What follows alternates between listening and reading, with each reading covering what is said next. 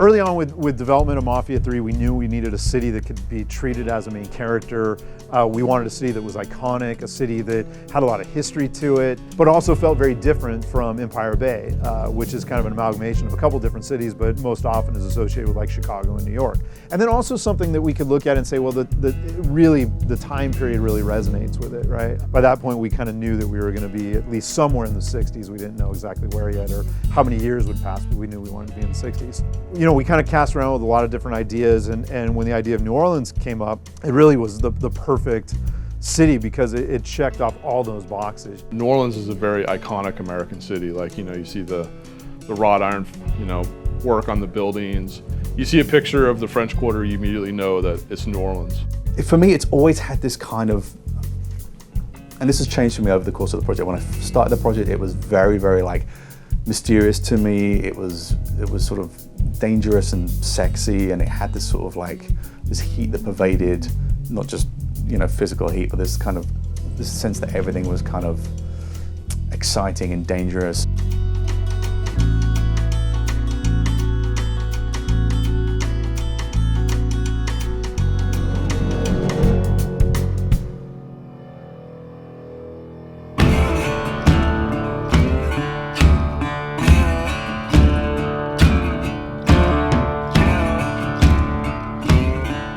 Video games often depict American cities in digital form. Los Angeles, DC, Boston, Chicago, and New York have all played host to open-world games. But with Mafia 3, Hangar 13 is venturing down to New Orleans, a city foreign to many Americans. It's a lively place. It's a balmy place. New Orleans is a city that ebbs and flows, and in Mafia 3, it takes on new meaning in the form of New Bordeaux, Hangar 13's fictionalized metropolis, and the first truly open world in the Mafia series. The city is always its own character. It's always like, you know, has its own vibe. For me, it was always about how do I boil down the experience both as a tourist level understanding and as somebody who has lived there. I'm very fortunate, and we have an art director across the way who is actually grew up in New Orleans. So that was a great place, a great way for me to go and test my ideas and say, hey, I'm looking for something that's a little bit, you know, off the beaten path, or not something that tourists understand. What can you help me out with? All units, code 60, officer injured on scene. But it was always important to come back to that idea, like, for most people playing the game, they're not that familiar with it beyond a certain superficial understanding. So I wanted to make sure that that was always there as a reminder for them. And then as they progress through the hours and hours of narrative, they get to discover the city in the same way that, you know, a lot of the team did, going down and shooting reference footage and going out and doing that research. You know, having never made a film, it's hard to compare. I don't know how much research goes into making a film, but I can only imagine that, you know, the level of research and the amount of research we did for this game, it feels like it was 3 films worth of research. Pulling from all these very kind of disparate sources and just kind of, you know, a lot of it is just kind of tone inspiration. His remains were found in the trunk of an old car. Both legs were broken so many times there was barely any bone left. So we watched, you know, dozens and dozens of documentaries. We read hundreds of books, not just on the mob, but on, you know, everything from voodoo to, you know, the South to Vietnam and you know, kind of what the mentality of a Vietnam vet coming back might be like. Political corruption. I mean, it was all across the board. Tarantino is a big influence for us, you know, in the way that he handles music in particular.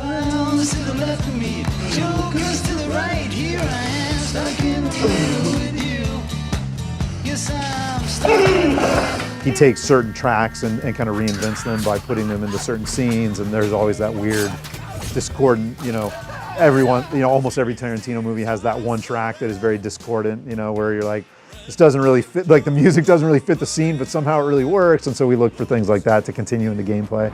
It's good to see you, I must go, I know I've a good run.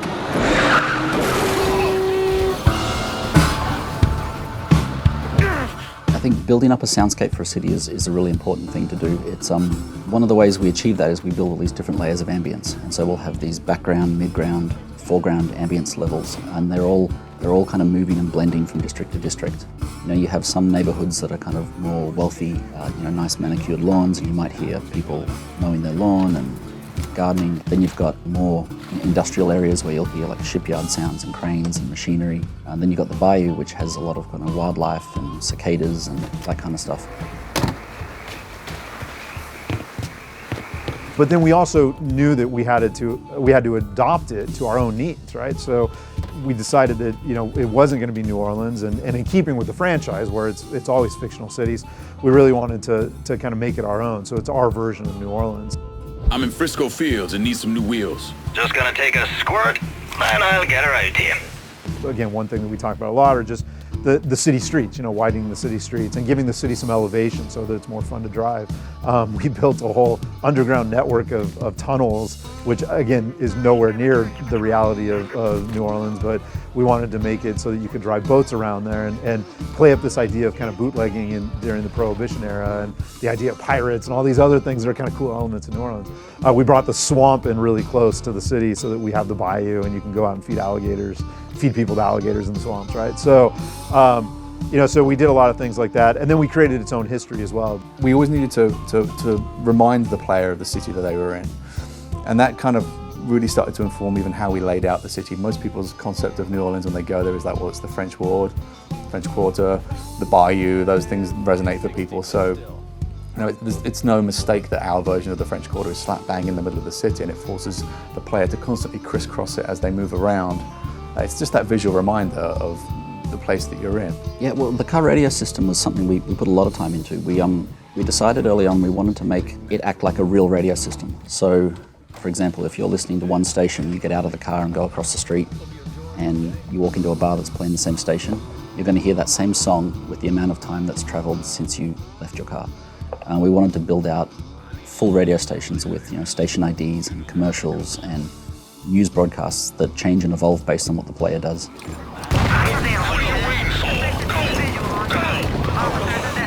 We consider the story historical pulp fiction, and one of the ways we really approach that is the interweaving of real-world historical events with fictional events in the game. So as you drive around in the car, we have a lot of real-world news stories you'll hear on the radio. It's everything from, hey, this major battle occurred in Vietnam. There's, the fair housing portion of the Civil Rights Act was passed in 1968. There's discussions of that, pulp culture, and everything kind of in between. And I think what that really does is help ground our narrative in the real world, so that when we layer our fiction on top of that, it makes it feel real. Take another step and he gets it. You think I give a shit about some politician? Please, I don't even know what's going on. Mafia III takes place in New Bordeaux because we really haven't had the opportunity to see what crime looks like in the South. I think not very many games have been able to or willing to explore that space. Bill talked about this a little bit earlier, but New Orleans and the South in general were sort of where the Mafia had a wonderful foothold following the Civil War. And so being able to kind of reflect a little bit of that history in our present in 1968 was just a tremendous opportunity to be able to show, here is this deeply rooted history, and here's how it's kind of manifest, almost 100 years later. But Lincoln stops them, keeps them off her until the MPs show up. If he wasn't gonna kill that slag, he sure as wasn't gonna kill Olivia Marcano. I want it to feel dangerous. I want it to feel sexy. I want it to feel attractive. It's like that, you kind of want to touch the fire, but it's going to burn you when you touch it, that kind of thing. It's all about these kind of contrasts. It's about what do you see on the surface versus what's going on behind the scenes. Take a look around. There's a goddamn war going on. This is one thing I think people don't know, and I didn't even know until we started research on this project, but the New Orleans has a long, rich history with the Italian mob. It was actually one of the first cities that had, kind of an Italian mafia, and going all the way back to kind of the Black Hand, and then that evolving into the more traditional mafia. And at one point, this guy, Carlos Marcello, was a kind of traditional Italian mobster, but he was so removed from and so powerful that he didn't really have to answer to the commission, he or the five families, he kept them updated and whatnot, but he kind of operated with a large degree of autonomy that a lot of the other kind of heads of the various families didn't get. Carlos Marcello, who's the godfather, real-world godfather of New Orleans, and one of our big inspirations for Sal Marcano, who's the head of the Italian Mafia in New Bordeaux. You can go on YouTube and watch his testimony before Congress. And I can't remember the exact number, but basically every question he pleads the fifth. Isn't it a fact that it's a phony job? You don't sell tomatoes at all? This is just a way of legitimizing illegal income? No, sir, it's not a phony job. All right, then tell me who you sell the tomatoes to. I sell to a lot of people in New Orleans. You haven't been able to mention one. Can you mention one person you sell tomatoes to? So even as you go through the open world, what you're doing is specifically targeting aspects of Sal Marcano's criminal organization. For example, there's some guy selling drugs. There's there's a guy selling, stolen construction equipment. And you take them out, and what you're doing is you're damaging Marcano on a street level, because all the money flows up in the mob. So by taking out the money there, it impacts everyone above them. And what it does is exposes everyone as you move your way up the ladder.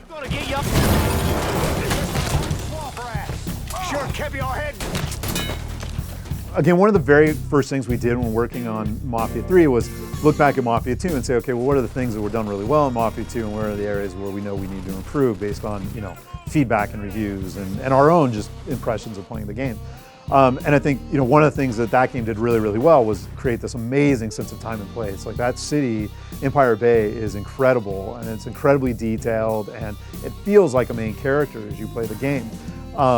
One of the things we knew we could improve upon was the open world nature of the game and make sure that there was plenty of kind of gameplay in the open world. But we didn't want to go so far as to kind of create this free-for-all where it was just a bunch of random, unconnected, open world activities. I think the secret to kind of figuring out how to make a living open world like this is starting very, very high level. Knowing what the story is that you want to tell about your city. And for us, New Bordeaux, the story was the South in 1968 and being able to inform every decision in every part of the city around that. What feels dangerous, what feels sexy, what feels pulpy, as you've described it, while also feeling true to the Mafia franchise. And then just kind of drilling down deeper and deeper in that. What kind of moments can we communicate? What kind of moments can we convey? What kind of dialogue can we have for two characters just walking around the street? What kind of reactions can they have to Lincoln Clay, our protagonist, as he's walking down the street? I think he's gonna shoot someone. He's got a gun! Just constantly articulating and building on that until we've got this, I make it sound simple, but this sort of vast world of characters who, as a player you can explore and seek out or just kind of stumble upon as you're going from one mission to the next. Sounds like Handsome Harry's a little agitated. Or the directive was, let's make sure that there's plenty to do in the open world, but that everything the player is doing in the open world either drives forward Lincoln's quest to tear down the Italian mob or his kind of, quest to build up his own family. Give me some of your men. We're locking down the French war. There's an urgency to Lincoln's quest and his mission, and we want to make sure that, it didn't feel weird and discordant that there were all these other activities that you could do in the game where you're like, why would Lincoln be doing that when, he's trying to do these other things and he knows he's got kind of a timeline to do it in before, the world hits him back. Available unit. Reports of an armed Negro male in the French ward. Please investigate. In Hangar 13's eyes, New Bordeaux is a character in itself. It drives the action, sets the tone, introduces us to mystery, conflict, and paranoia. Lord almighty.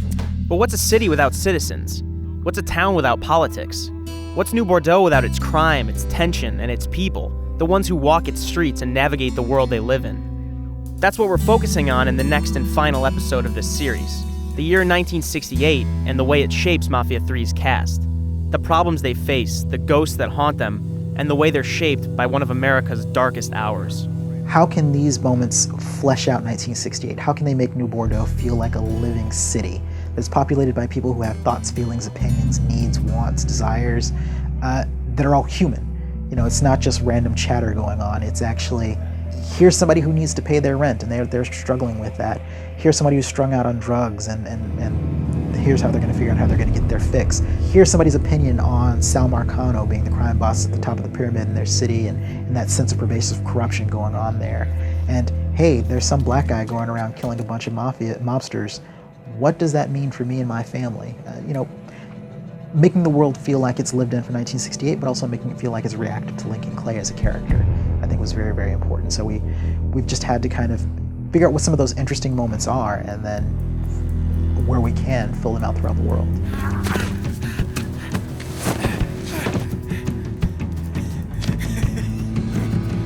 What now?